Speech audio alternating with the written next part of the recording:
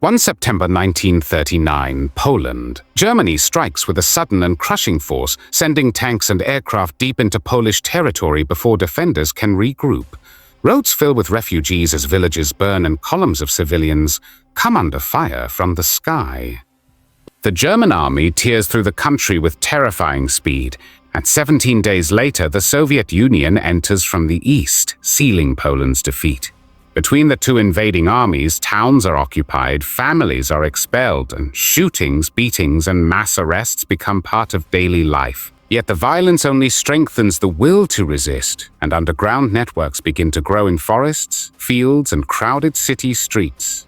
As German terror intensifies, entire communities are marked for destruction, and the occupiers turn villages into examples meant to break the nation's spirit by murdering women, children, and elderly. One such village becomes Michniów, where during 2 days in July 1943, the Germans kill in cold blood 102 men, 54 women, and 48 children. However, this atrocity will not remain unpunished, and the main perpetrators will pay for their crimes with their own lives. The village of Michniów stood on the edge of dense woods, its farms scattered along the road between towns Cichociemni and Bodzentyn in south-central Poland. Before the war, its people lived modestly, working in forestry, in nearby factories, and on the thin, unproductive land around their homes. But Michniów was also a place of old patriotic traditions. Second World War started on 1 September 1939, and Germans, Slovaks, and Soviets attacked Poland. Many men joined the Polish army. Soon after the defeat, underground structures of the Polish resistance appeared in the region. Couriers were sheltered, weapons repaired, food shared, and messages carried across the forest paths that the villagers knew since childhood. By 1943, Michniów had become an important base for the underground movement as the first resistance units were organized in this territory. And later, the Cichociemni, or a silent, unseen, elite Polish agents sent from Great Britain, used the village as a shelter and resting point for them and their forces.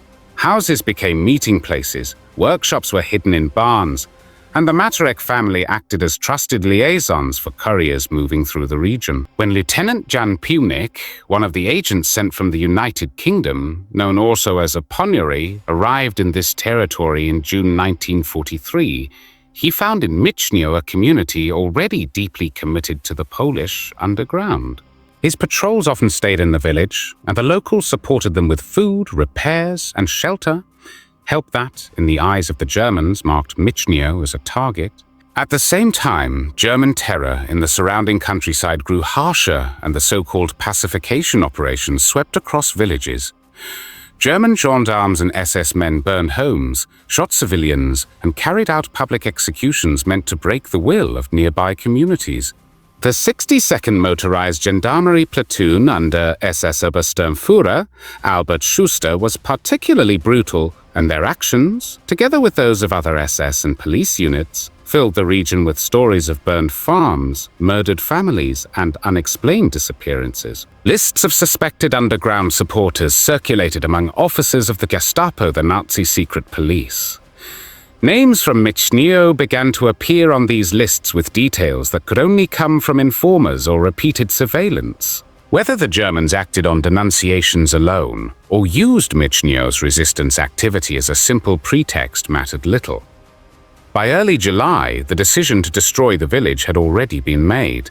On the night of 11, July 1943, German units closed in from several directions. They formed two tight rings around Michniów, one pressed against the village itself, the other blocking all forest paths. At dawn, the occupiers entered the settlement. Women and men leaving early for work were stopped, searched, and forced to lay face down on the ground at the forest edge. In the village itself, soldiers burst into homes, dragging men outside with blows and shouts. Families watched helplessly as fathers, brothers, and sons were beaten, lined up, or shot for the smallest hesitation. Some victims tried to show papers or explain their presence, but the Germans refused to listen. Soon the Germans began reading names from a prepared list. Those called were taken to several barns on the southern edge of the village. The victims were driven inside with blows from rifle butts. When the doors were shut, the Germans threw grenades inside, fired in bursts with machine guns, and set the buildings on fire. The barns burned quickly, collapsing with the weight of the roof beams. Those trapped inside died screaming as flames consumed the wall. Elsewhere, the Germans shot men in the back of the head after confirming their names. Families believed to cooperate with the underground were murdered with special cruelty. Fuiklo farm, the father was shot first, then his children, aged 16, 14, 11, 8, and 5, and finally their mother. Their house was set on fire and the bodies of other victims were thrown into the burning house. By midday, smoke rose from many farms and 95 men, 2 women and 5 children were dead. News of the massacre reached Jan Punic's resistance unit in the hills near the village. Shock and grief spread among his soldiers because many of them came from Michnio or knew its people. Punic rushed his men toward the village, but the German column had left moments earlier. That same evening, the partisans staged revenge. They successfully halted a fast train on the Warsaw-Krakow line and stormed the wagons marked for Germans only. A fierce firefight followed, and at the end of it, at least a dozen Germans were killed or wounded.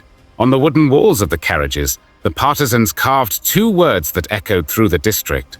Shia Michnio, meaning for Michniów. But this revenge brought a new danger to the villagers who survived the first massacre.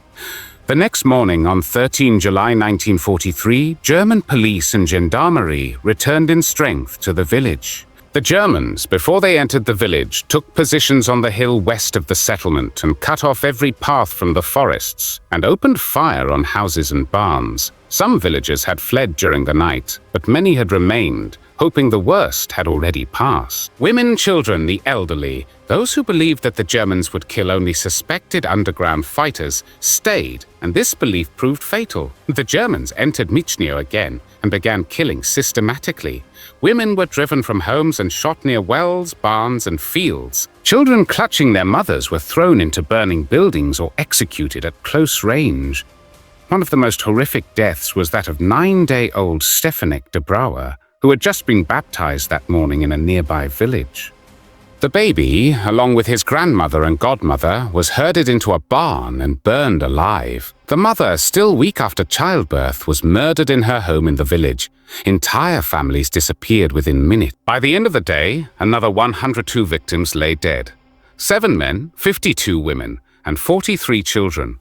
The Germans then burned almost every remaining building. Only a stone barn and the forester's lodge survived.